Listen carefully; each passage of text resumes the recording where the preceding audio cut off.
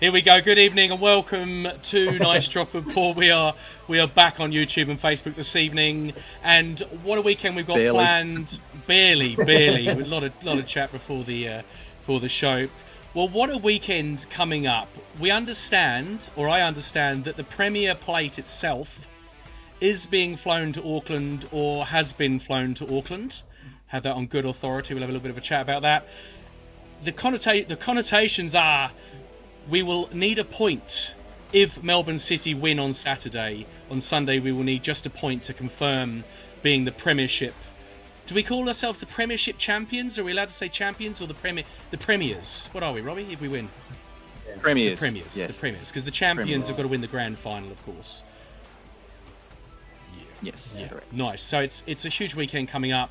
On the show tonight, Nice to report. Really excited. We've got two guests.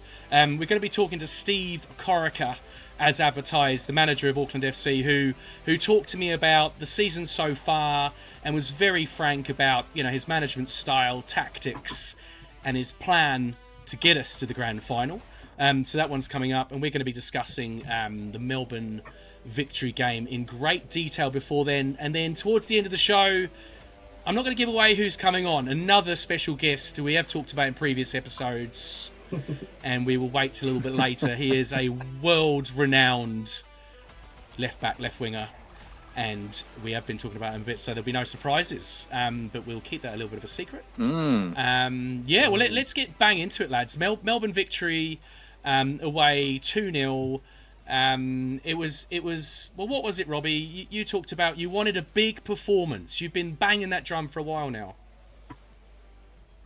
Yeah, exactly. It was the game I'd been wanting to see for about a month.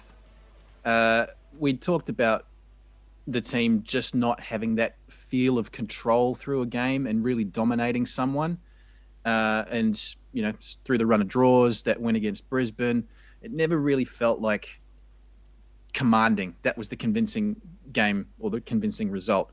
But we got that. We finally got that against Victory. And individually, Vestrada, I think that was easily the best game he's played in a black and blue jersey. Alex Paulson was world class with that save. The name Gordon Banks had been thrown around, as I'm sure you fellow Poms would appreciate. That save he made. We all grew up with that unbelievable image. Yeah, that image of Banks, and he kind of scoops it out of the net. It wasn't the full Banks, but I could see why, because the ball was behind him, right? It was. How did he? You never go full Banks. No, never full Banks. 9.5 Banks, I'll give it. Yeah. But you like as I've been, as you say, banging on about it. That was just that feeling of dominant that I'd been wanting for quite a while, and coming in like 2 weeks out from finals, that all but sealed the Premiership, and I just feel a little bit more relaxed going into the finals now. I thought so. Yeah, Matthew, views on the game? Yeah, pretty much echo what Robbie said there. It was I think we messaged as the game was kind of coming to the end, or particularly the first half. It's kind of like old Auckland. Old Auckland was back. That controlling first half that they were so good from the beginning of the season. So yeah, and what Robbie said there as well. I was feeling a little bit tentative going into these final games and the finals and everything. But that put a few things to bed. Yeah, I felt a bit more comfortable after that performance. It was very good, very very good. They looked like they wanted it. They really looked like they were up for it. Possession was good. I just rewatched the game before, and Brimmer had a really good chance 4 minutes in. I think that kind of set the tone. It was a wonderful move, and then Brimmer hits the outside of the post. And then it was kind of a bit of an arm wrestle the first half, wasn't it? It was, I didn't feel like we were on top of the game or not on top of the game. It was kind of, but we were well in it. Like we weren't. Struggling. Yeah, and keep in mind, Victory were, still a team that's in decent form. It's one loss on an otherwise what's been a very good past month and a half for that team. In saying that, I think they're in a little bit of danger possibly to drop out of the six, but just given who they've got coming up. I can't remember exactly off the top of my head. They should be okay for the 6, but that's still a very good team. The likes of an Arzani, Valupale, Mashash through the middle. Virgos is in great scoring form. You got Mitch Langerak in goal, has been a Socceroo, but a quality keeper for a long time. That's a good team. So to go to Amy Park and beat Victory on their home turf, which has only happened once before last weekend. So that's their home ground is a fortress. So the fact that we got 3 points there is huge. But that's a good team. That is a good team to play. And I feel it was even, but we got on top. Yeah. It was an even half. Second half, we came out and we scored in the 53rd, 54th minute, and it was kind of everything comes through our mate De Vries, but this time a really simple one-touch pass, a volleyed one-touch pass into Verstraete, who then sort of slots it away. Do you remember the pass that he makes for the goal? Go on, Bobby. I just remember the last goal. Matt's gone blank. Yeah. The last goal was the last goal was a bit different. Verstraete wins the ball and then gives it to Meyer. But the first goal, and I rewatched and I forgot that. It was, of all the things De Vries has done this year, the actual one-touch pass on the volley, into the path of Verstraete, I thought was lovely. So. Yeah, there's a cross that had come over the top, over the heads of some defenders, and he cuts it back on the half volley perfectly, like no bobble, no bounce. It was just begging to be hit by Verstraete, and he was absolutely clinical. Bottom corner. Yeah, bottom corner. And then they look good the rest of that second half, Auckland. And of course we got the Paulson save, which comes on about the 83rd minute, I think. And and mind you, he'd done another one just before that as well. There was a point blank save, but I think it would have been offside. Yeah. Paulson makes earlier in that second half. So he's at a belter, Paulson. I think he's definitely going to go somewhere else with those sort of skills. He's not going to be in Auckland colours next season. As much as I hate to say that, but he's ready to step up somewhere else, I think. Yeah. Well, we've got all Matt's ratings on. You've given him man of the match, Matt. Paulson. Yeah, I know. I put a note next to Paulson when he made that save. People are going to think Verstraete should have been man of the match, but as soon as he made that save, I put next to a note. I said, if Auckland go on to win this game, he gets man of the match. That was the turning point. Like I said, it was 1-0. He makes that fantastic save, and then 10 minutes or whatever, a bit further down the line, we get that second goal. So that's what I'm giving him man of the match for. How scientific are these ratings, Matthew? Because is it kind of like if you make a save and someone talks about Gordon Banks, then you've got to be man of the match. You can't make a Gordon Banks-esque save. Well, in my fairness, these ratings come through before Robbie gave him the Banks treatment there. In all fair, but I feel like I owe one to the goalkeepers union. I can feel them breathing down the back of my neck.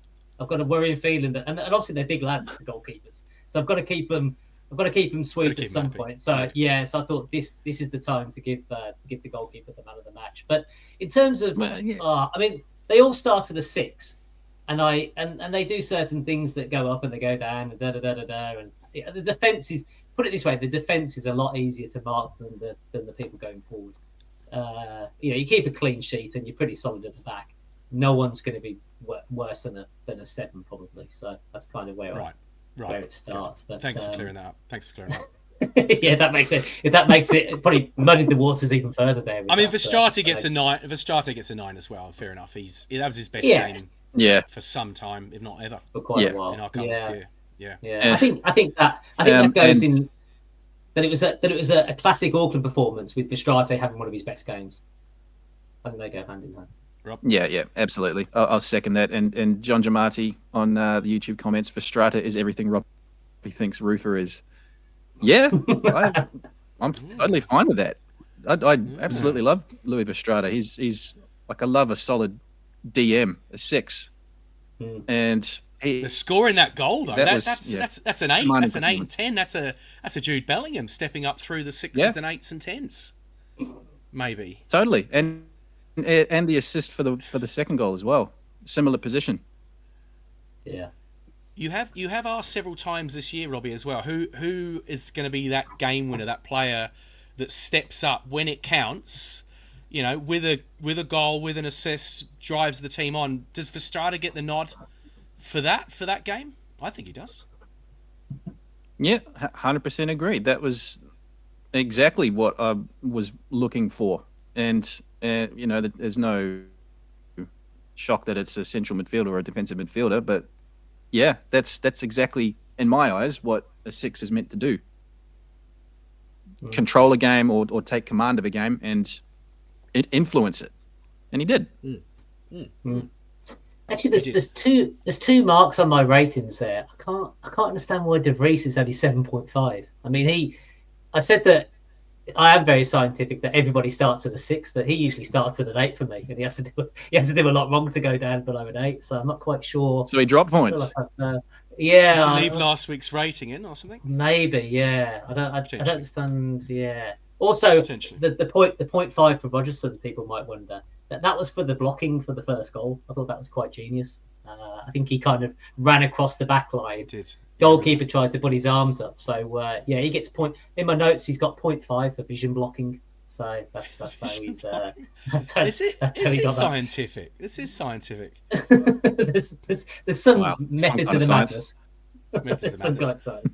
Yeah. Anyway, he scores the winner for Strade. You know, after Paulson. I mean, basically those few moments between Paulson making the Banksy save and Verstrate scoring a great goal. I mean, little dribble. You know, sorry, he didn't score, did he? Passed it off to Guillermo, which flicks it on to Guillermo, who puts the last one in. 2-0, solid. And then so then we have the later game, the Melbourne City game, which is an absolute belter. One of those classic A-League games that we've been hearing all about, you know. And when we've had a few, but that was another one. Obviously, the Wanderers get a goal disallowed right at the. Hold on. Yeah, they did get one disallowed. No, they scored. Remind me what happened at the end. It was such a melee. Yeah, good, Robbie. Yeah. So, well, not sure exactly still who got the final touch, but what would have been a 95th minute winner for the Wanderers was real late, wasn't scratched for being offside. It wasn't offside. You know, at the time I jumped up. I jumped up silently so I didn't wake the baby. But yeah, you can do that, when you're a dad. And I was shocked at.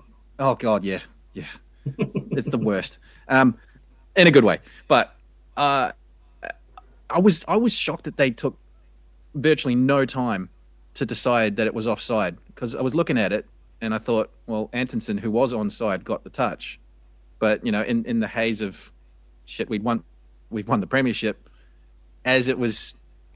Later broadcast, even though Pandazopoulos may not have got the final touch, even that's still not even clear now, he did affect the play. The fact that he went up for it means influencing the play, and that is considered part of offside, and he was offside. So, yeah, I have to say, I don't know whether it was, you know, the confusion that you've just described, or the lateness of the hour in Auckland for me, trying to remember what happened.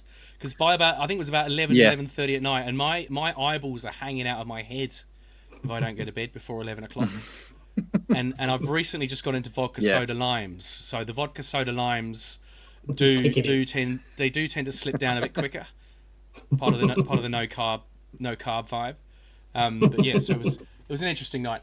But anyway, Steve Corica tells it from the players' perspective as well in an interview coming up in a few moments. So those guys apparently were very excited too.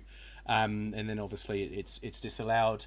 But in many ways, I think it's kind of poignant that we're going to win the Premiership in front of our own fans this weekend. You know, unless there's a huge mess up. Yeah, I think will be a real special moment. Melbourne City Melbourne City playing on Saturday? Adelaide. Melbourne City are at home to Adelaide. Okay. Which is it's winnable. A pretty big game for Adelaide, because they're still trying to get in the 6. They're scrapping. They're scrapping for the 6th. They're level 6th and 7th, Sydney and Adelaide. Yeah, so it could all be over before we go down.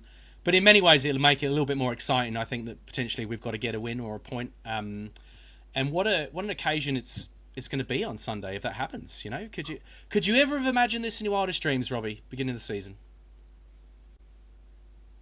Oh God, no way. I mean, I thought this is a top 6 side, but the fact that we've gone through virtually the whole season sitting on top, that's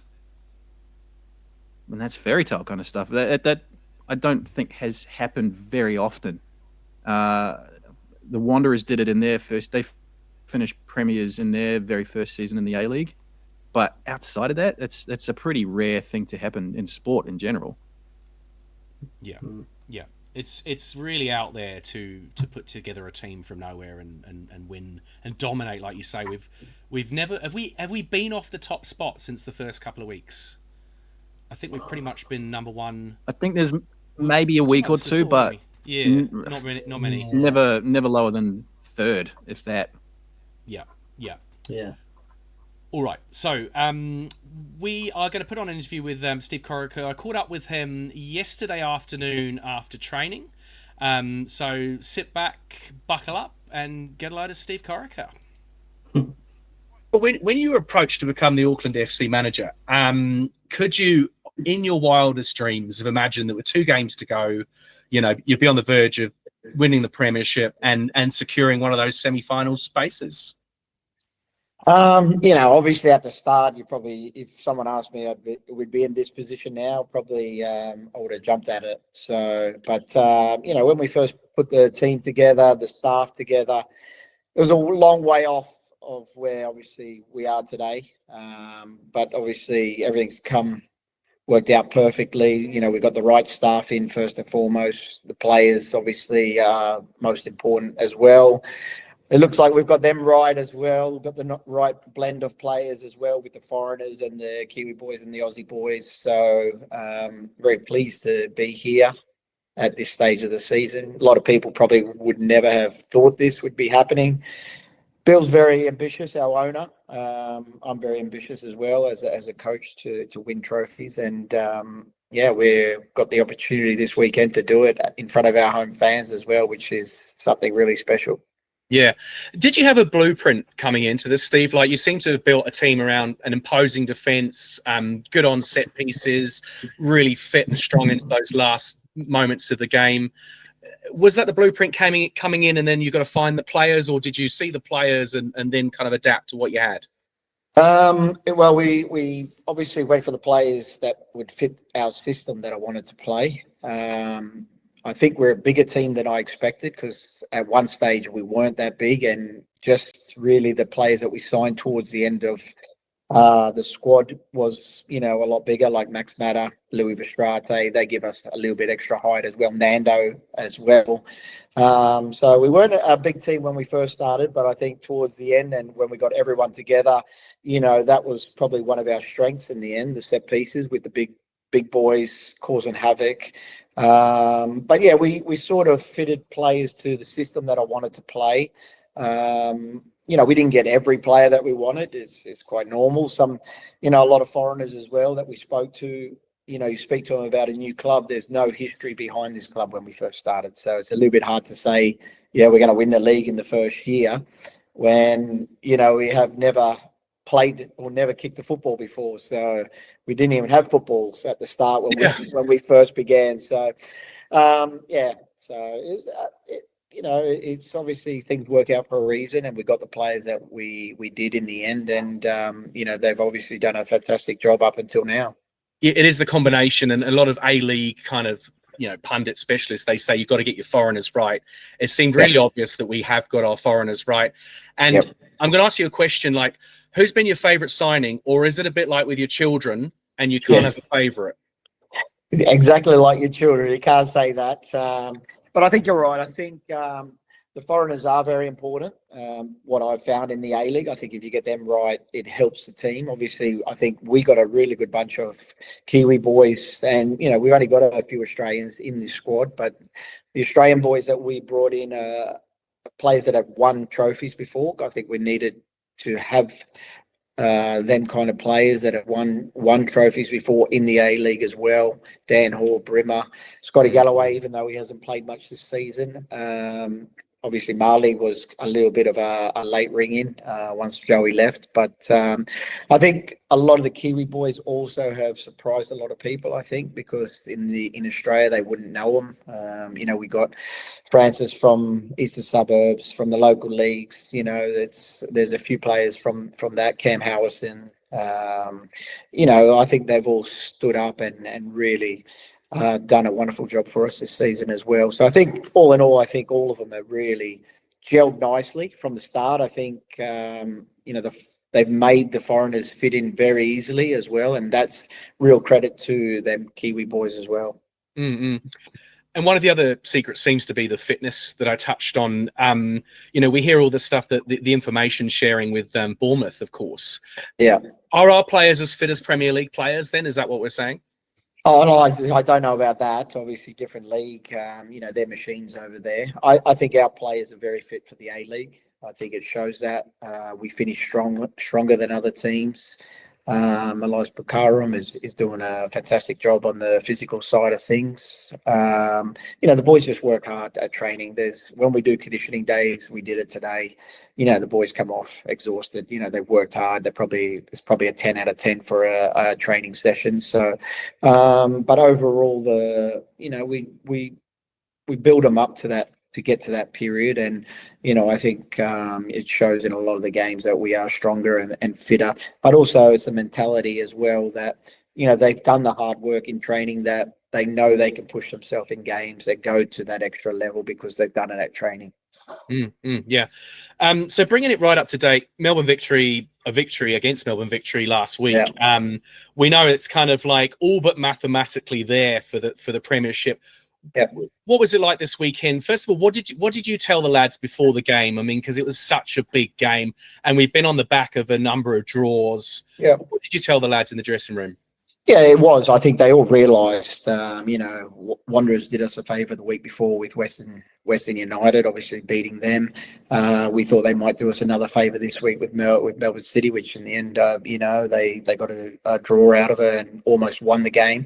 But for us, it was about taking care of our own business, and that was Melbourne Victory. And they had a very good home record. They've only lost once before. So, I sort of use that as motivation for our players as well. But also, the draws, I know a lot of people say we've picked up a lot of draws. For me, I see that, it's not a negative for me. It shows that we're a hard team to beat. We've gone 12 or 13 games now unbeaten. A lot of teams will probably lose a couple of them games that we had draws, and we showed great character. The Sydney game especially, I think we showed 2-0 down that we come back, fought back and got back into the game. We drew the game, but really should have won that game. We're probably disappointed that we didn't.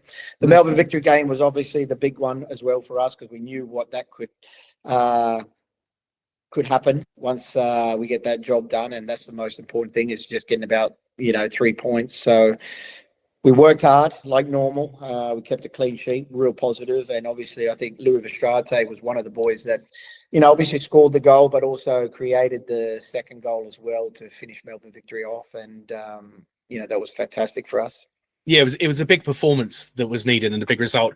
And so you and the team, you're obviously watching the Melbourne City game later in that evening, where it could have pushed you over the points needed for the Premier Plate. Well, did you all sit around and watch the game, or was there a kind of what was the mood that evening? Yeah, no. So we finished our game. We went back to the hotel. We were having dinner. And after dinner, everyone just hung around. We had it on a big screen, the game, watched the game together. There was a lot of ups and downs, obviously, through the game. But I think the moment that stood out really was when we thought Western Sydney had scored the winner. Everyone erupted. Everyone jumped off their seat. We were hugging and cheering. And then, unfortunately, the referee said it was offside. So we had to sit back down and be a little bit more humble, and we'll have to wait another week. But I think there's no better way than clinching a Premiership plate in front of our home fans. I think, if you could have wrote the script, that would probably be the way we would like it to be done, because, they've been sensational throughout the course of the season. They've grown the Port. The just general public have got right behind us from the moment we've moved here and set up the team. Even though it's been 17 years since there's been a club from Auckland in the A-League, and I think it's a fitting way if we can get the job obviously done this weekend. It'd be great for everyone to hold up the Premiership plate at home in front of our home fans. Yeah, well, I think you've absolutely nailed it. I think as a fan, to be selfish, I'd prefer to be there and watch it happen as well. So in many ways, it wasn't too bad. Not much more needed now. Probably not. You don't need to do much this week to motivate the lads to get that point or 3 points that we need on the weekend. Yeah, well, Melbourne City play on Saturday night. We're hoping, if they drop points, well, then it's all over anyway. But we know what we have to do. It's not like we're going into the game. We don't want to lose the game. Obviously, Perth beat us over there, so that's obviously motivation for us enough, I think. To we want to beat every team, and this is an opportunity to beat Perth, and there's obviously a big Premiership played at the end of it if we do, or even a draw. But we're going out to, like we normally do, to focus on our game. We want to win the game and obviously finish strongly the A-League season and with wins, I suppose, and going into the finals full of confidence. Yeah, well, that was my next question, Steve. So, assuming we're in the finals, there's this away game against Western. First of all, would you look at rotating a bit against Western and dropping or resting any players? And then, secondly, what is the game approach going into that double header home and away? Yeah, the Western game. No, I'll go with the strongest squad probably available, I'd say, because only the fact that we have a week off after that. So if I don't play our main players, then they won't play for like 3 weeks, which is not good for us. Momentum, their fitness as well. So, we'll play as strong a team that we can in the Western game. Then we'll have obviously the bye, well, not the bye, but the week off. We'll work hard in that game. We'll probably get the players, probably play an in-house game that weekend. So everybody gets match minutes. So they're all flying for the, obviously the semi-finals. I think obviously the away leg will be first. So, I'm pretty confident. There's going to be some good teams in the six. We don't know who we're going to play, but I think our home and away record is exactly the same. We've picked up 25 points home and away at the moment. So, for me, that's a good sign that we're good away from home as we are at home. I was going to say, I don't know whether you even need to take a more conservative approach to the away leg. Some of the commentators the other night were saying that the thing about Auckland FC is this defence is just impenetrable, whether they're home or away, and that's the foundations for everything. So would you see a different mindset for the away semi than the home semi? No, not really. Like we're going to win the away, semi as well. That's our mindset, to go and win there. I think you have to go in with that mentality to win both games. I think we're confident enough that we can do that. If we end up in a draw, it wouldn't be a bad thing either. But I think, if we're going in with the mindset to get a draw, it's not good sometimes, just to try and hold on to that. I think we're a good enough team. We've showed that we can beat any team, especially away from home and at home. So you have to go in with that mentality that we're going to win both games and get into the final. All right, that's good, strong, positive mentality. Sydney FC, tell me a bit about Sydney FC. Obviously, we know you spent a long time there as a player and coach. How is it for you going back a couple of weeks ago, sitting in the away dugout for the first time against Sydney FC? That was very weird, I think, leading up to that, because I wasn't sure what was going to happen. Obviously, I felt a little bit funny going to the stadium on the away side. But the moment the whistle blew, you switch on to football mode and to concentrate on our team and what we can do and how we can win the game. And obviously we started very slowly in the game and we went two goals behind. But again, like I said, the boys showed great character, belief as well that they can get back into that game. And like we said, we're probably disappointed we didn't end up winning that game. But it was a bit weird going back, but I'm glad it's over and done with now. Yeah. Did you, this is another question a bit off the way there, but when you left Sydney FC, did you kind of feel in yourself that you'd ever have a chance to come back and coach at the, that very top level and coach another team to A-League glory? Was that always in your mind, or is this kind of surprised you, Auckland FC? Well, Auckland did because obviously I think everyone has ambitions to coach overseas. I think that's, one of mine as well. And, when you finish at one club that you've been at for a long time, it probably was a good option to go overseas if something come up. But obviously the Auckland gig come up pretty quickly after I finished at Sydney. It was a good challenge for me.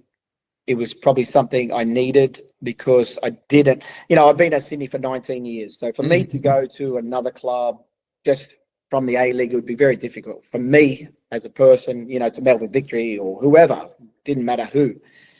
I've had so much passion for Sydney for 19 years. I think to come to Auckland is different because it's a new club starting up, start fresh. There's no ties to the A-League and no ties to Sydney FC. So, and also speaking to Bill Foley, he's a very ambitious man, and he wants the club to do really well and wants to win trophies. And I think I like that from an owner, really positive and ambitious. And because I'm ambitious as a coach, also I don't like going into a season, not thinking that we're going to win anything.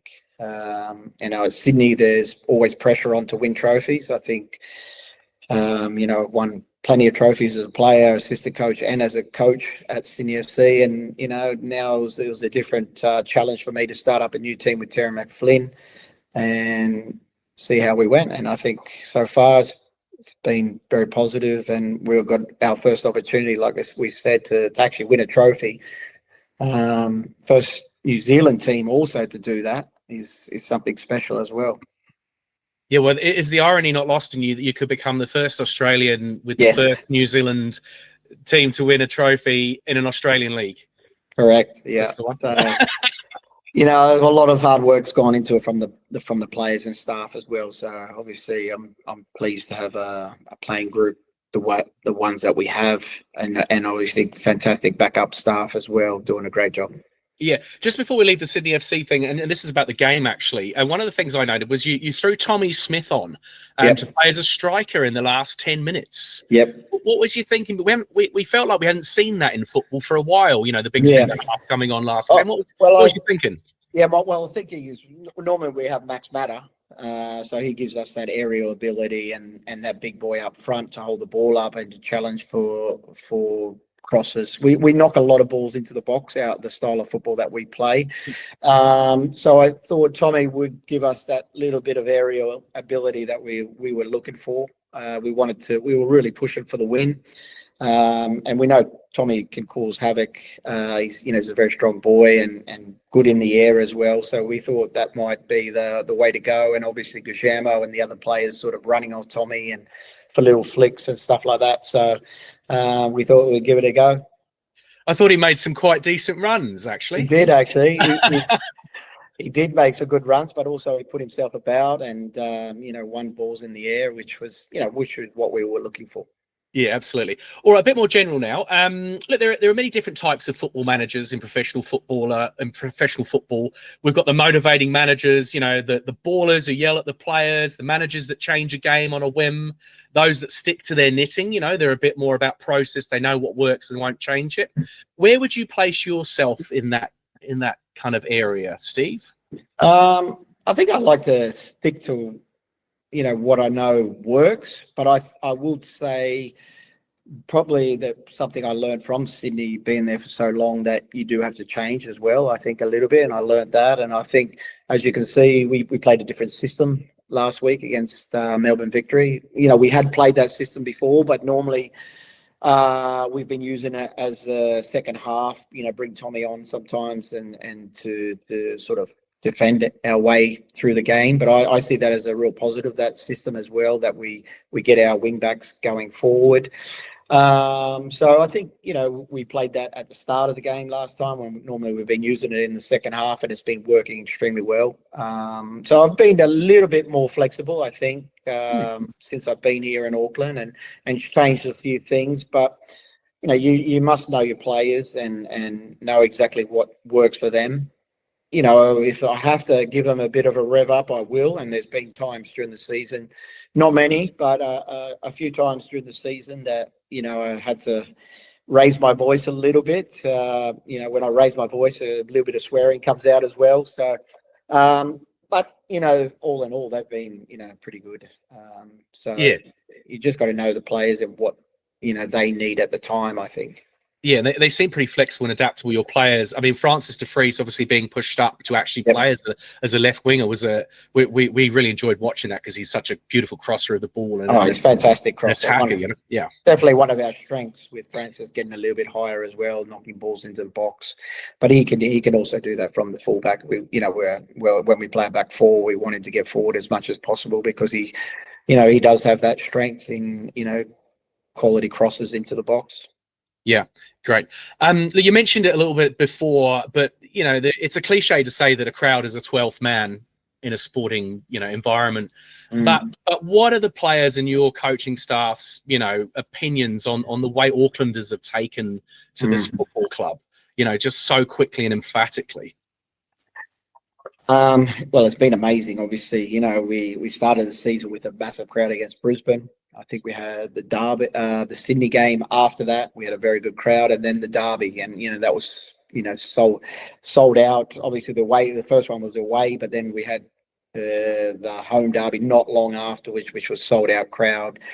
They've been amazing. I think it shows. We scored a lot of goals down that end where the port is, and a lot of late goals towards that end. So it is like the 12th man, but they sort of draw the ball into the goal. I think players really love scoring down that end because, they're right in front of the port. But it's not just the port. That's definitely grown as well. The port is they're loud. They sing all the time during the game and make a lot of noise and make it a real great atmosphere to play in. But it's just the general public, I think, as well, have, just when you're walking down the street, people pull us over and, they say how proud they are of what we're doing as well for the city.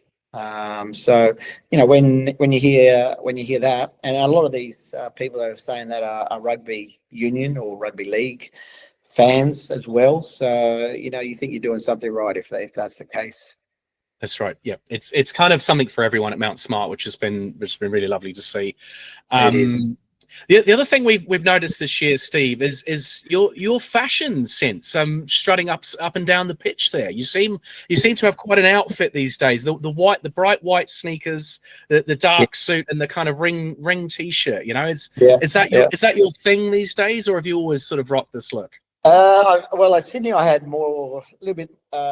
I had a black suit with white shirt and black tie, so I was a little bit more formal, I think, at Sydney. But I think Auckland's pretty casual, and I think Crane Brothers actually looked after me with the suits. So Murray has been fantastic to send me to wear his suits. So. Yeah, I like that a little bit more casual look with the t-shirt and the joggers. So middle-aged. You're rocking the middle-aged man thing. Really well. Exactly. Yeah. Great stuff. All right, Steve. Before you go, everyone on the podcast has to usually do a prediction for the next game.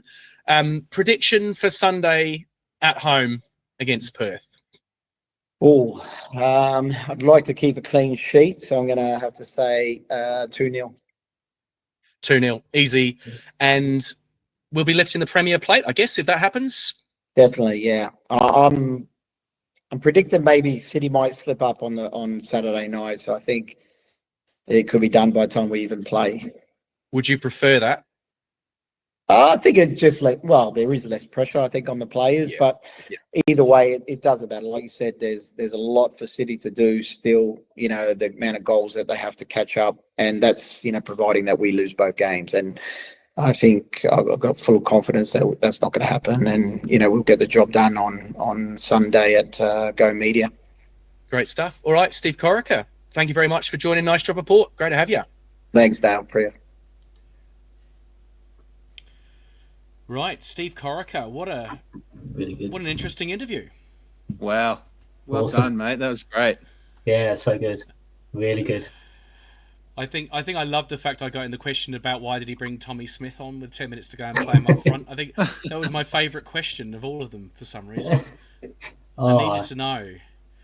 I think, actually, like I say, I think maybe I've got some quite funny points to make. I thought you made some really good questions, but I might leave. Robbie can maybe do the serious stuff, and I'll come in with the light-hearted stuff, maybe.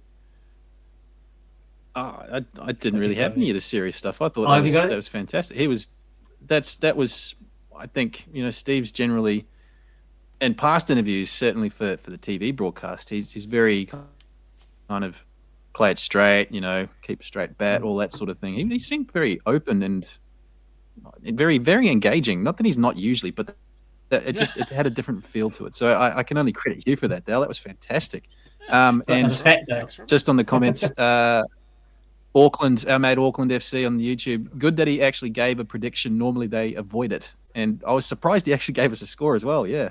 He gave a score, but also going back, talking about the semi-finals, he's like, we're going away to win the away leg. Like, we're going to win the away game. I mean, that was... Yeah.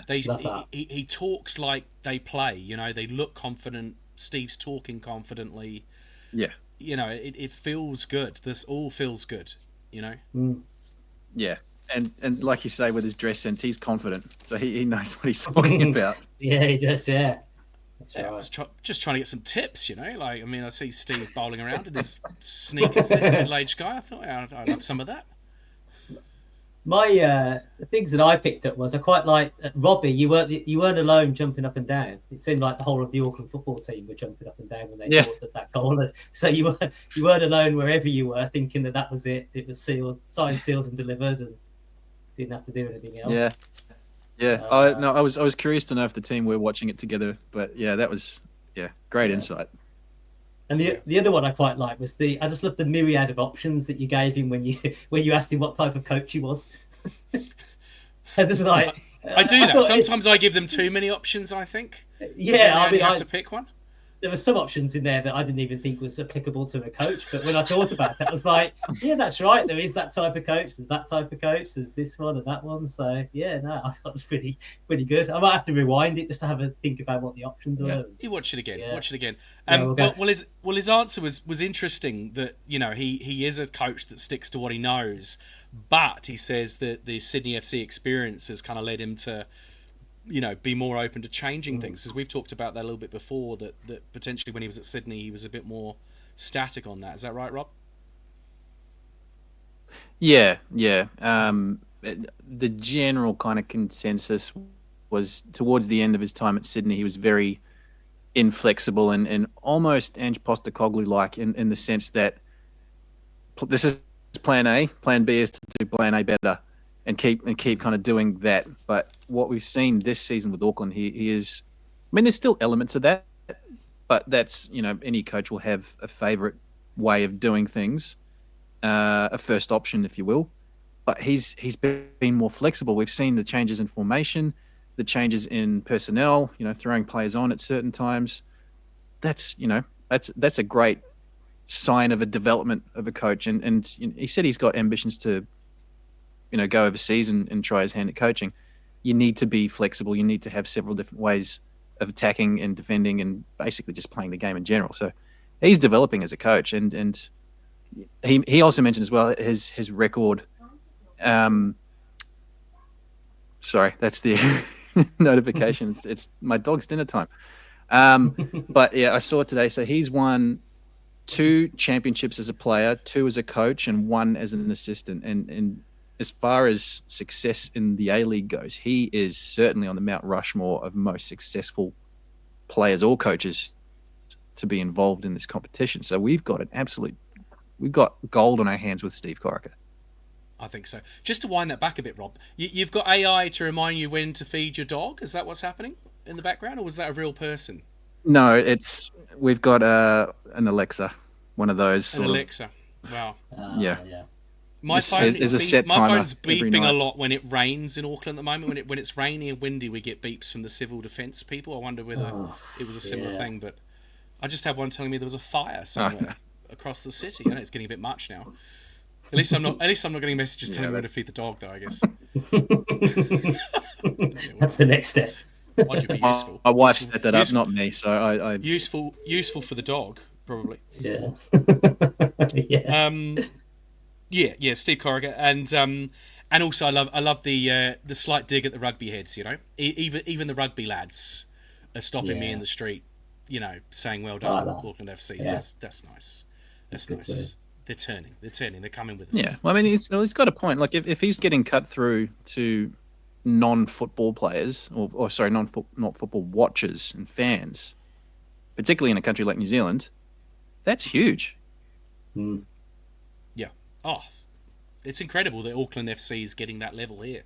It is really quite different. So, yeah, and he's pumped for the semi-finals. His game plan is clear. There's no concessions for playing away from home. Do you believe that, Robbie? Do you think he might be a little bit more defensive on the away leg?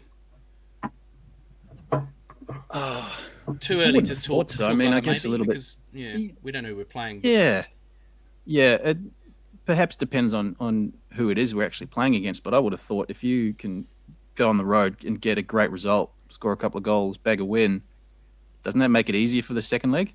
So why would you go out with the intention of being defensive?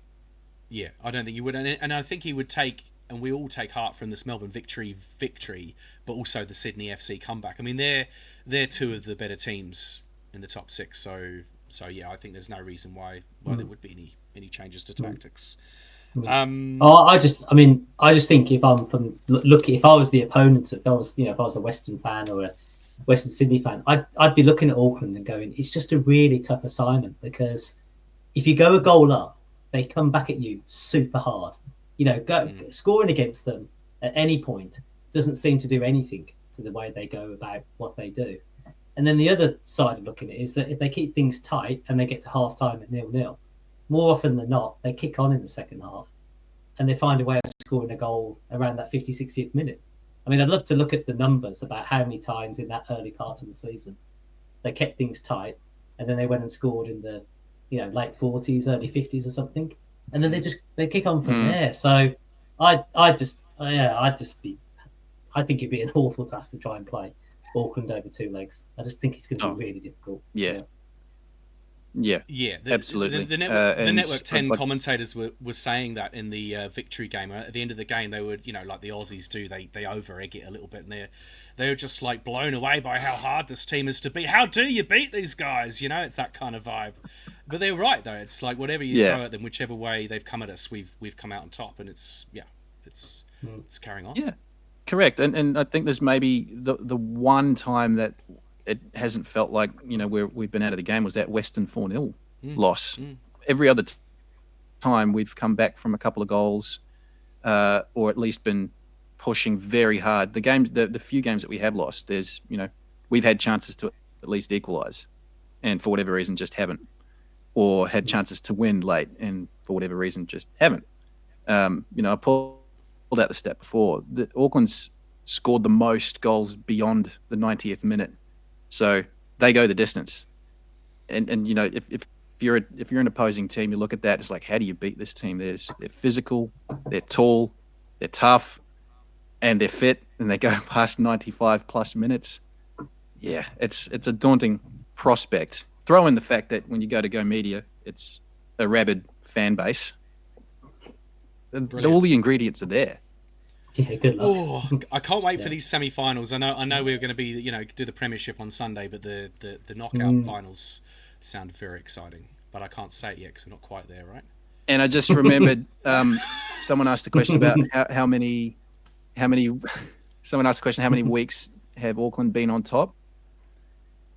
I just did a quick look during the interview. So there were 5 weeks or 5 rounds where Auckland wasn't on top of the ladder in first, and we haven't been outside of first since mid-January, since round 18. Cool. Yeah. Wow. That's pretty much when we've been unbeaten since, I think, isn't it, about 13 games unbeaten? Yeah. About that, yeah. Yeah, cool. All right, moving on. So this evening we have another interview, a second interview for the show. This one is the end of a long and beautiful journey. We've had our eye on this Perth Glory fixture for some time. Matthew's connection is, of course, Birmingham City had a fine young player called Stan Lazaridis, a Socceroo of many, many caps, played for Birmingham City and West Ham United. And I think he's been the director of football at Perth Glory for exactly a year. We made plenty of inquiries to get Stan on. And finally today, at around lunchtime, Robbie managed to track down the comms guy at Perth Glory, and we have Stan coming on. So that's why Matt is starstruck tonight. Are you still feeling starstruck? It was only a few hours ago we did this interview. I am. Cupped? Yeah. I don't think I have. No, I think it's going to take a while. I think it'll continue all the way through to the weekend. All right. Awesome. Well, let's stick Stan Lazaridis on, talking Auckland FC, talking Perth Glory, talking Birmingham City. We've got it. We're ready to rock. All right. Well, Stan Lazaridis, Director of Football at Perth Glory, thank you very much for joining us on Nice Job Report today. No, thanks, guys. Thanks for having me on. It's been a tough old first season, that's for sure. But there's a lot of things, I'm sure we'll get into it, that we've been able to do in the background that, will come to fruition for next season. But certainly great to be back in the game. And this club is a good club, and it's gone through last few years have had some hardships. So, we're hoping to turn that round and move onwards and upwards. Yeah, nice one. And I understand you've just come from training, so you're director of football, but do you get out there and still kick the ball about, Stan? I'd love to. Look, having watched the boys this year, there are moments on the left there I just think I'm at St Andrews again or something like that, and I'd love to get back out there. And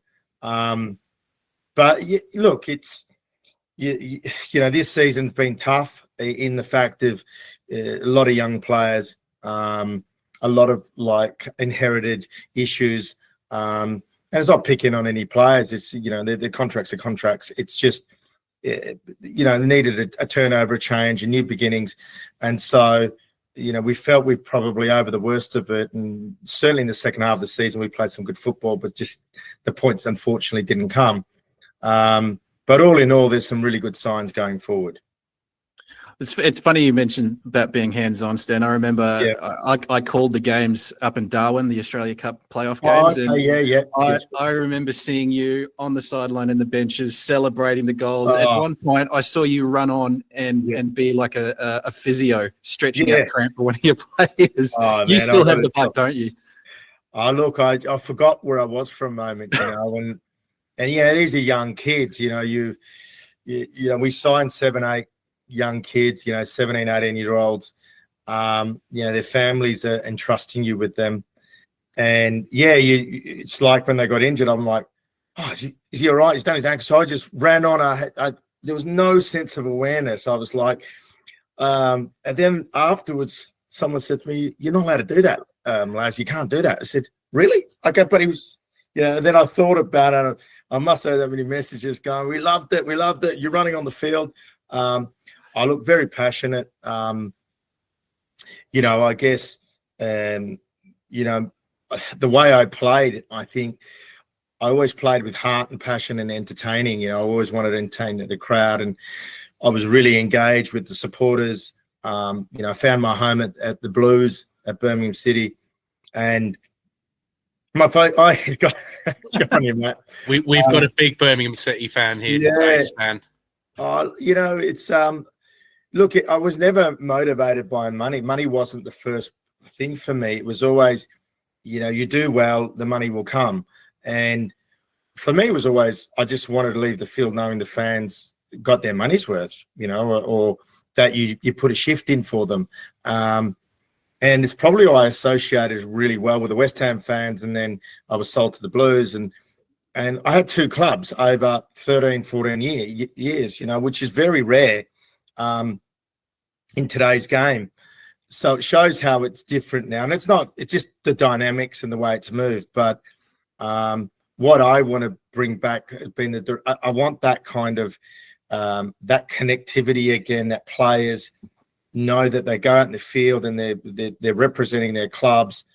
They are there to also become favourites, almost for the fans to adopt them in as, they're part of their life.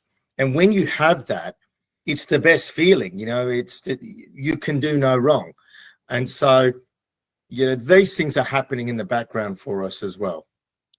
All right. Well, that's a really interesting segue into the connection of football, Stan. You see behind me, I've still got my picture of Paul Gascoigne. I was a Spurs fan. I grew up, and he was the love of my life for about 20 years. And we're sort of building something here with Auckland FC. As you know, we're a first season club. Really kind of gripped the city and New Zealanders. What's your, you guys over in Aussie and obviously Perth haven't had a great season, but what's your view on how Auckland FC have come out of the blocks this year? Magnificent. Look, it was expected they were going to do well. And I for me, I straight away looking at the players that were getting in, the funding, starting off a blank canvas, you're thinking, look, this side should be top 6. Steve Corica, I know Stevie well, Danny Hay, Terry McFlynn in the background. They got their structures right, and and they got a good core of players. In financially, they had the money to kind of use $7 or $8 million. So you expected them to be in the 6, but to be honest, I didn't expect them to be top of the table and strong and powerful like they've been. So that's a big credit. I have to say the engagement of the fans, how good is it when you see, 20,000 people, you see them against the Wellington Phoenix. And there's this air of excitement at these games, even if Auckland are 2-0 down, they're never out. They somehow get back, and that's that confidence. They believe that they can get back in any game. And so they're hard teams to beat. And, we actually beat Auckland, believe it or not, at home. It was one of our best games. Sorry, guys. But, and we played really well that day. And so, when we look at Auckland, it's almost a reflection of looking at Perth Glory in its heyday. And I think we are a big club. Perth Glory is a big club. And we've got to build that back up now. And, we're active. We're aiming to bring in some big key players for next season, and so we want to be. We know in this league there are no easy games. Bottom can beat top. Clearly, you look at Brisbane now of late; they're playing some really good football. So even on the points table, it's big, but in performances, there are moments in games, and I think we haven't managed those moments. Whereas in Auckland has. They get their opportunities, they take them. There's numerous goal scorers. They've got high work ethic, really strong, solid through the spine of the side, great goalkeeper. And so, I guess when you really analyse it, there's no surprise why they're not at the top. But it wasn't what I thought was going to happen at the start of the season. Yeah, it's been an unusual season. Birmingham City, Stan. I want Matt to come in here. He hasn't said anything yet. Yeah. He's not said it. I think he's a little bit starstruck, Stan. No. Matt's not often short of words, but yeah, I mean, Matt, you got some questions for Stan? Compose yourself. Wow. Where do I start? Oh no. I mean that 03 team was my team. That was the team that I always. You had a good side. It was a fantastic side. Oh man, yeah. I mean, yeah, you did. I mean, I quite like your point when you said about that connection between trying to keep it to the A-League, and that's not wonder too much off the Blues, but just that game when you played against Auckland, I could see something there with Perth. I felt like the players were to grind out, because it was that kind of game. You got the goal, and then you really had to grind away and make sure that Auckland couldn't come back. And hey, a lot of teams haven't been able to do that. Auckland are a fantastic team when they go a goal down. Can't say that for any team. So I thought maybe that was a time where Perth would kick on, or would be something to harness from that game. You're probably right, Matt. Funny enough, the games that followed from there, we should have won the next game, and it was a mistake by the goalkeeper, unfortunately. And then the following game was the ball went through the goalkeeper's legs when we were 1-0 up. And it's, we talk about you can't coach that. It's a confidence thing. It's a momentum thing.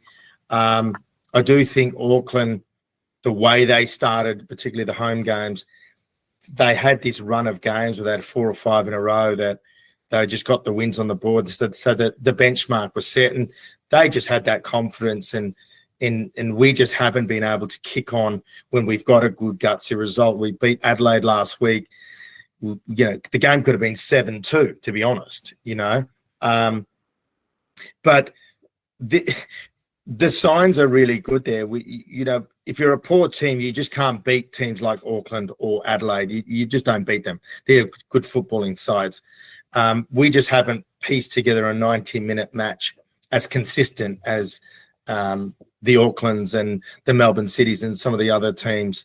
And our start was really poor. We had some big, heavy defeats. The player personnel was so limited with our monies that we were trying to just scramble to the halfway mark to bring in some players. But it is what it is, guys. I'm not here to give excuses. I'm here to give you solutions of where we're heading is the way I think is best. We've got our kids that are going to be 1 year on that are going to be so much better. Fortunately, we lost Jalen Pearman at QPR. We've got 1 or 2 others that have been offered. We've lost Joel and Asmo to John Buck. We've got Adriano Labib, who's a machine that an Austrian Salzburg side are looking at him. So there are really good elements there. Some of the contracts are coming out. We've got good players coming in. But and we want to do what Auckland's done next season. We want to start really well, good pre-season. So Auckland have been so good for the league. It must be said. We are so happy for Auckland, honestly speaking, because it's not easy to do in this league, to come into it like this and to boss it for the whole year. I mean, they haven't. I think they've been top all year. I'm not sure if they've not been top. I don't know. Be an interesting stat, but they've never looked like not finishing 1 or 2. So there's a lot to learn from Auckland from our point of view. What standard difference have you noticed, Stan? With you played in the Premier League in England, West Ham, Birmingham City, different generation. But where does the A-League rank at the moment? Because we're getting huge crowds. We're getting like 20,000 people watching. Yeah. But then what standard is the A-League at? Can we maintain? Where do you think the A-League is at the moment, from what you see? Yeah, good question. Look, I think a lot of the foreigners that come here, the visa, underestimate the league. And they underestimate it on a physical sense, that you think you can just get away with being technically really good. Ain't the case. You need to run. You need to get the meters in, and you've got to be strong and physical.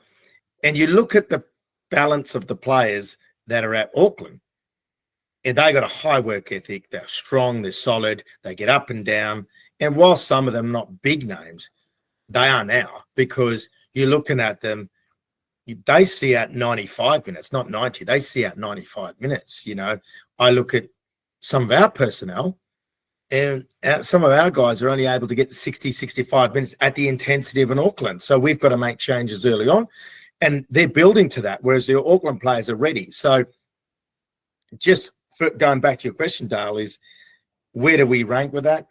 One thing that everyone thinks it is, and I would say it's probably League One material, maybe mid to bottom of League One, because some good sides in that League One as well. The Championship, that's right. We've got the Blues going, getting promoted. 99. What are we on? 99 points. We got 100 points. I'm not sure, but almost. It's around that level. Birmingham City, you scored the winner in a derby once. Yeah, Stan. certainly. Look, when I went to the club, it was, that when you get signed up and you're thinking, have I made the right move? It felt like home within a week. I just felt I'm at the right place. It really did. And I formed this connection with the supporters. It wasn't fake. It wasn't anything like that. It was a genuine love between us, that, I really cared about the club. It was, we built a really good side. And as Matt said, we had this side in the early 2000s. Geez, we had some good players. We played some really good football. The supporters were on board. It was, even when we didn't win, we still played a really good brand, So I forgot your question now as I'm coming back to it. No, this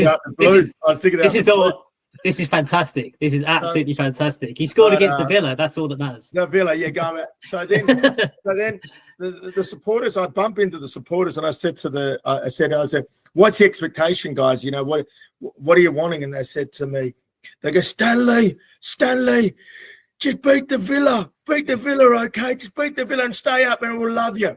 And I'm like, really? Is that easy? Sorry, my accent isn't as good, Matty, but Anyway, I hadn't realised just how important it was until we actually beat the Villa, and it was like the keys to the city. It was such the smiles on the faces of the Birmingham fans, and they've been suffering for a while to get up into the Premiership. It's the best thing, I can recall there were many games, but I can recall a game we played Liverpool at St Andrews. And I was having a really good game. I think we beat them 2-0 or 2-1. I set up both goals. Clint scored, Morrison. It was one of those games. And I remember it was like 92nd minute, 93rd minute. Sorry, Dale, we're going off Auckland, but it's got relevant. I'll just have a sleep out the back here. And it was a 93rd minute. Name was in the bag, 2-0. And I was walking over to the cop end there where I had to take the corner, and I grabbed the ball and I was walking there, and I looked up and there was this sea of supporters that were just singing my name, and it was the best feeling. And I slowed the walk and I said, I said to myself, don't ever forget this moment, because you're genuinely making people really happy. And I always will say that to the players, the young players. When you have that, you got everything. Everything else will flow. And I can see a genuine love of the Auckland supporters that are happening with this current group of players. They're starting to associate. And I know with myself, I had that connection, and I know we're going back and forth, but Auckland are doing something special there. And, it's a club that you want to be at. And that's where I want Perth Glory to be back. We were that club. We led that club, and Robbie, you'd know that. And, we've got a bit of work to do, but it's coming. We're going to be really competitive next season. And we want to push. We want to, vie for that top six like all the other clubs, and we don't feel we're that far behind. Yeah, that's lovely, Stan. And you're right that football creates this incredible passion and connection that, unless you're a football person, you might not understand. My father-in-law used to say to me, if you don't love football, you've got no soul. He's a Liverpool fan, so they would know, right? And it's kind of we're seeing around the streets of Auckland kids with these Auckland strips on everywhere, and I'm thinking like Matt is with the likes of you and Christophe Dugarry. He told me was another one of his favourites, and me with Gascoigne and. Robbie, who's your favourite man? Robbie Savage, that's right, Robbie Savage. Kenny Cunningham, yeah, we had some players. And when you were a kid, I think particularly, we're all old men now, but when you were a kid, you particularly remember those moments and those, they're your idols. And so you're right, it's a real privilege. And I'm seeing a lot of the Auckland football, the Auckland players, that same thing's happening now, Francis de Vries is a young man who's was sort of plucked from the Auckland leagues, and now we sing his name on the terraces. 15,000 people singing his name. That must be an incredible feeling, Stan. Is it for a player to get that? Look, it just means you're doing something right. You're performing on the field, making people happy. They put your name on your back of your shirt, and it develops a culture. It develops a good culture throughout the club, and culture is so important. when you're grinding out those 1-0 wins and you're away from home and you only got 30% possession and you take your chance. And Auckland have done that a couple of times, but you forget the game, you remember the points, and then you perform at home and you boss teams. And I think that's what happens when the crowd become that kind of 12th man as well for you on the field. But, you know, the A-League's a good league. It's there are no easy games. And, you know, obviously we're hearing things of salary cap reductions and things like that, which is a real shame because it's not fair to Auckland and not fair to the owner there at Auckland that's heavily invested there. And I understand that, you know, clubs are not sustainable, but, you know, the clubs have the choice if they want to spend that money or they don't want to spend that money. You know, if you put in the parameters, you can spend the floor and it's fine. Or you can go higher like in Auckland and cap it out and play some really good football and entertain crowds and, you know, alert kind of all the overseas markets, because ultimately that's what's going to put the bums on seats as well by bringing in top players. Absolutely. Right. Robbie, Matthew, any questions for Stan before we lose him? I'll defer to Matt as the Brummie. You must have more, Matthew. You've got to have more. Oh, of course. It's outrageous. We've been talking about Stan all season. No, he hasn't got long enough. No, look, I know, Matt. I think if we were probably one-on-one and start reciting some of the games at the Blues, we'd keep going on and on and on, you know. Yeah. That team was one that, you know, being a Birmingham City supporter isn't easy. It's obviously easy when you're in Birmingham because there's a lot more, but when you go outside of Birmingham, it doesn't get particular. But that team kind of made me proud to be a Birmingham City fan, because I didn't mind saying, you know, I was a Birmingham City fan because we were so good. And we, like you said, we were beating Liverpool, we were beating Tottenham, we were beating, you know, we're giving Man U a good run for their money. It was like, you know, you can. Kids in my area, you got your Man U shirt, you got a Liverpool shirt. Yeah, I got my Birmingham shirt on. So, but at that time as well, my cousin was playing in the academy as well. So we had high hopes that he could make it through to the first team, but just came up short. But I mean, I would say in that time, Matt, there are moments where you'd have Jose Mourinho. We played Chelsea at home, and we absolutely bossed Chelsea. I think Chelsea went and won the league that year, but we absolutely smashed them in the game. And they got that 1-0 away win. They scored, they had a couple of chances they scored. We must have had 8, 9, 10, and it just didn't fall for us. Yeah. We had all the possession, we had all the play, and it was one of those games, and you left the field going, how did we not win that game? How did we not get something out of that game? So we're in the dressing room.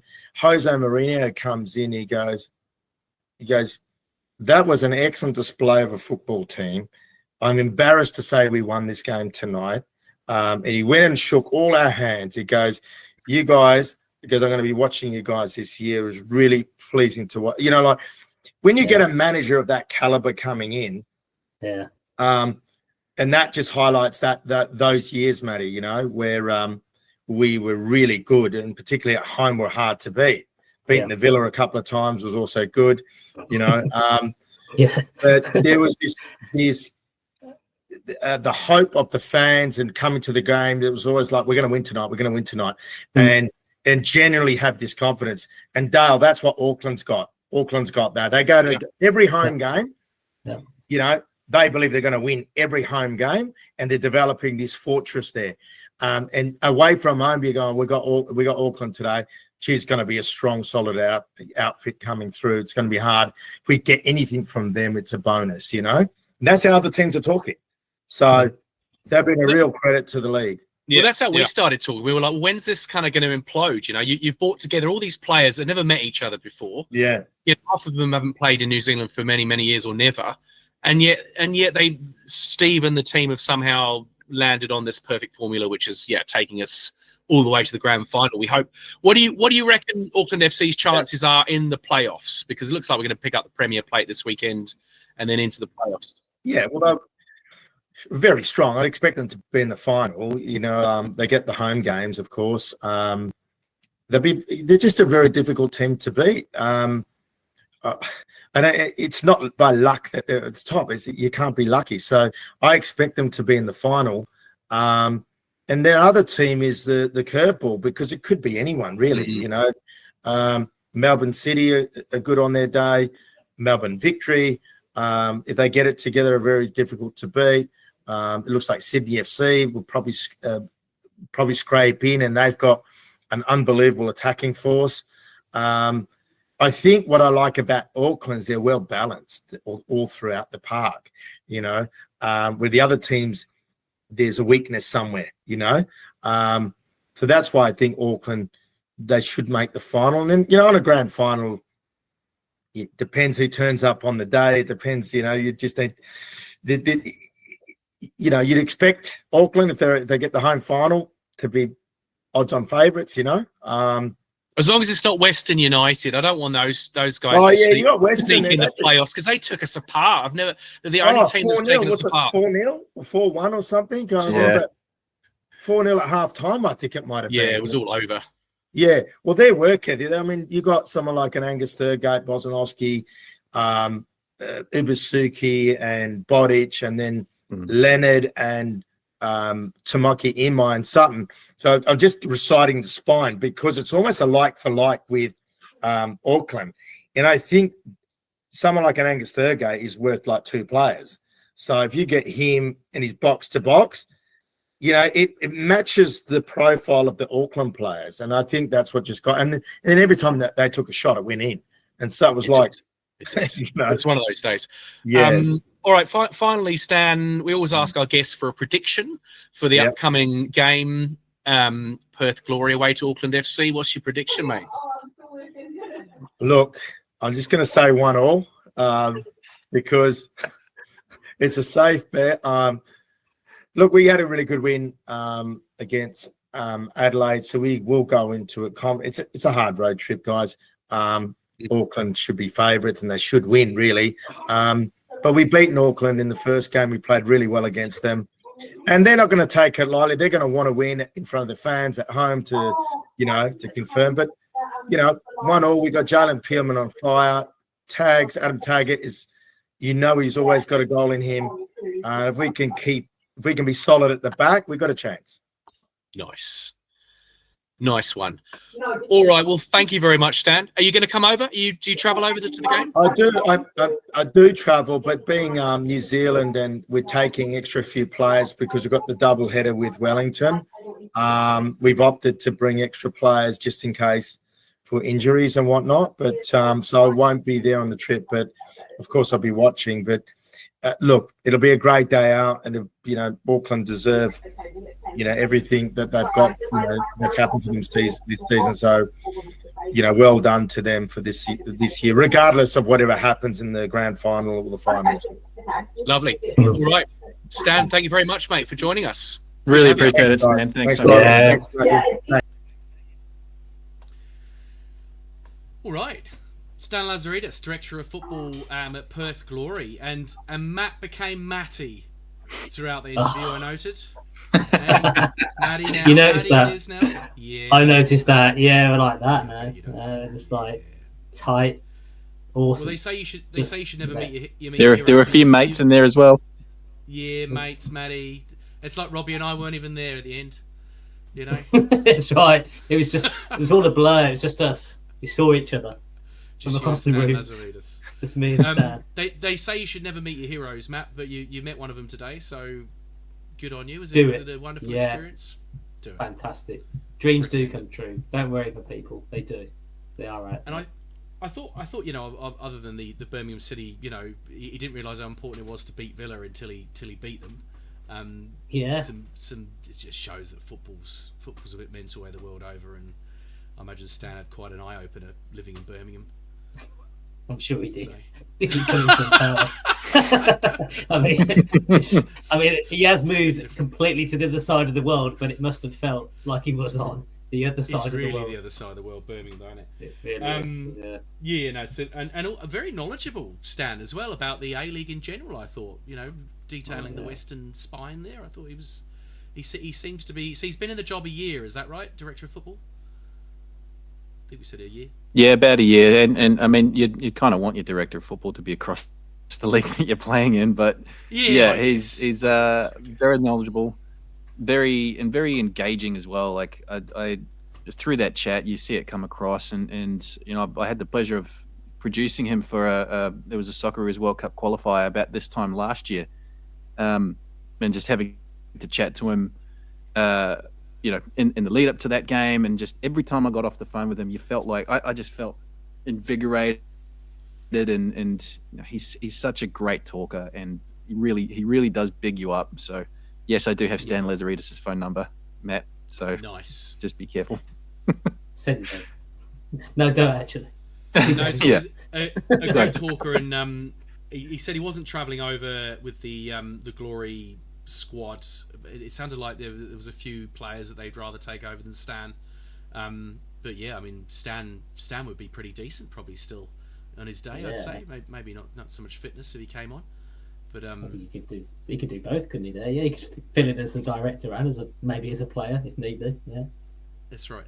So Stan's prediction for the game 1-1. Stevie Corica early. What did Steve say? He said we win, didn't he? Was it 2-0? He said 2-0. 2-0, yeah. That far back. 2-0.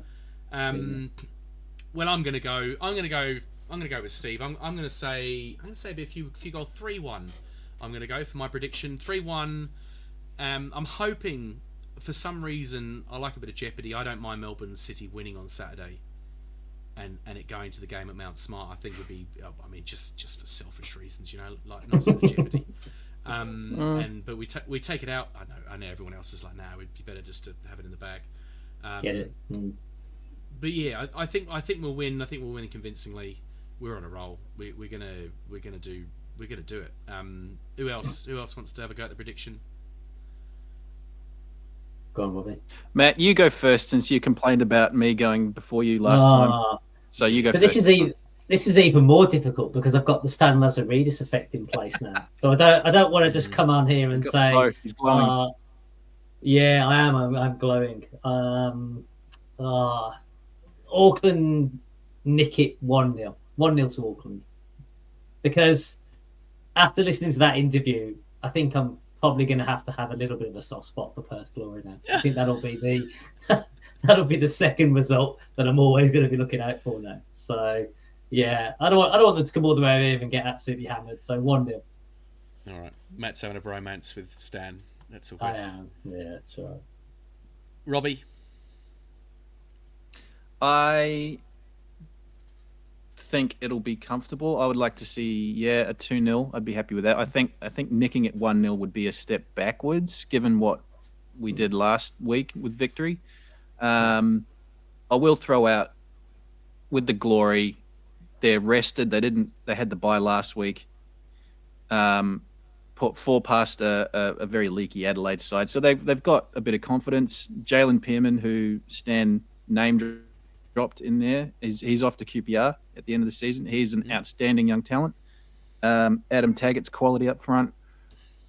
But I think with what Auckland's done and, you know, being on the edge of winning this Premier's plate, I think there's a big step up in quality for Perth facing this Auckland side, and I think we should be comfortable.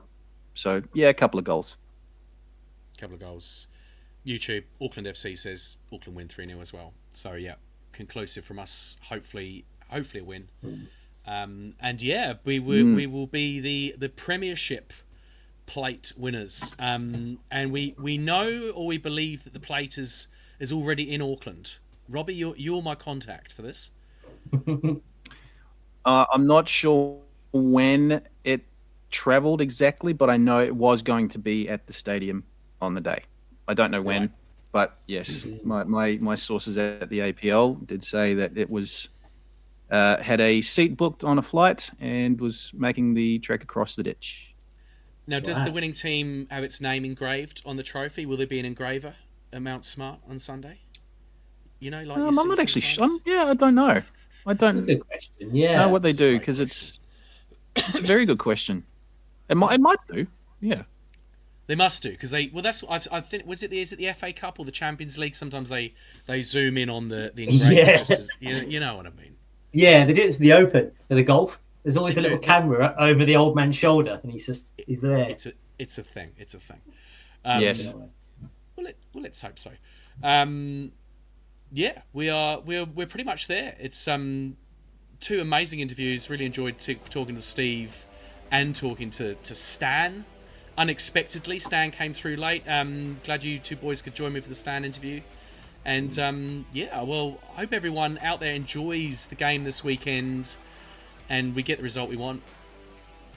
Matt, Robbie, you guys gonna be watching, I'm sure. I'm going. Yes, absolutely. There you go. There's the last there. exclusive of the show. Matt is going. That is the big news.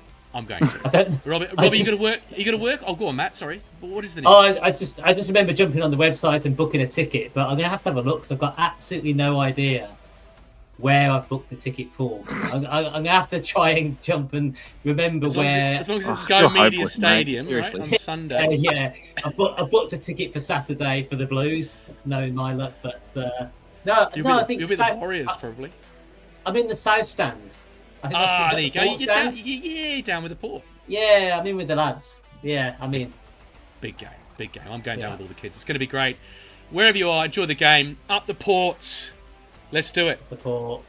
Premiership plate here. We Up come. the Port. Let's Up go. the Port.